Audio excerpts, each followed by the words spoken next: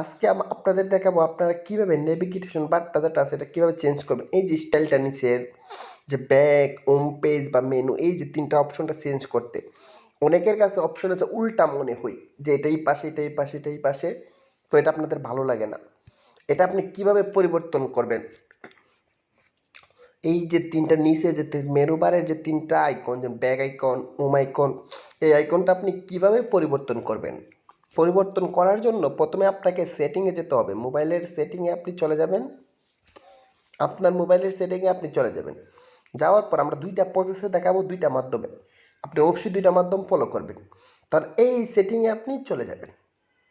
অবশ্যই আমরা দুইটা মাধ্যম দেখাবো, আপনার টেনশন করার দরকার নেই। এই মাধ্যমে না পেলে আপনি এই মাধ্যমে অবশ্যই পাবেন।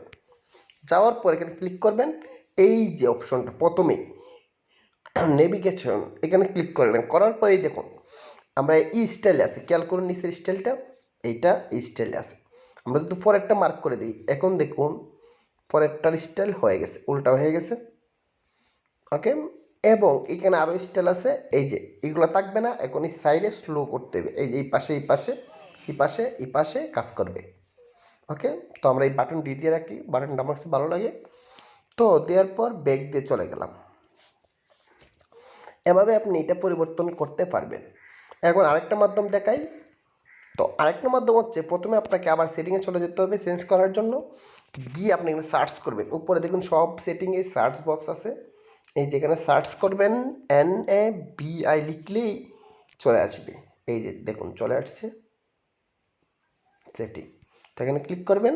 করার পর যেমন উপরেরটা আমরা দিয়ে দিলাম। এখন দেখুন আমাদের আর বাটন নাই, এই যে এই পাশে হচ্ছে ব্যাক বাটন। ধরুন আমরা সেটিংয়ে চলে গেলাম, যাওয়ার পর প্রোগ্রামে গেলাম, এই দেখুন ব্যাক বাটন হচ্ছে এই পাশে, খেয়াল করছুন এই পাশে হচ্ছে ব্যাক বাটন। তো এটা আমরা আবার টিক করে দেব।